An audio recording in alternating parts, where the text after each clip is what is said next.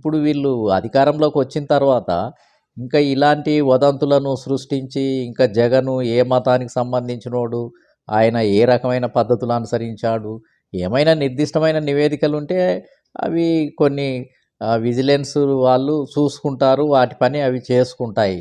కానీ దృష్టి అంతా కూడా పరిపాలనల మీద పెట్టాల్సింది పోయి, ఇంకా ప్రతిపక్షాన్ని దృష్టిలో పెట్టుకొని ప్రతి కదలిక, ప్రతి మాట దాన్ని ఏ రకంగా ఇరకాటన పెట్టాలి అని ఆడ అవసరం లేని దానికంటే కూడా మించి అసలు, అసలు ఒక రకంగా చెప్పాలి అనంటే ఆంధ్రప్రదేశ్‌లో మొదటి నుంచి అసలు ఈ 10, 15 సంవత్సరాల నుంచి అసలు అబద్ధాలు, వదంతులు, శత్రువును బలహీనం చేయటానికి ఎలాంటి పద్ధతులను అయినా అనుసరించవచ్చు. ప్రజలు నమ్ముతారు. మనం ఎలాంటి అబద్ధాలను సృష్టించినా ప్రజలు నమ్మటానికి సిద్ధంగా ఉన్నారు అనే ధోరణిలోకి గత 10, 15 సంవత్సరాల క్రితం నుంచే ఈ అబద్ధాలు, వదంతాలను నమ్ముకుంటేనే మనం గెలుస్తాము అనేది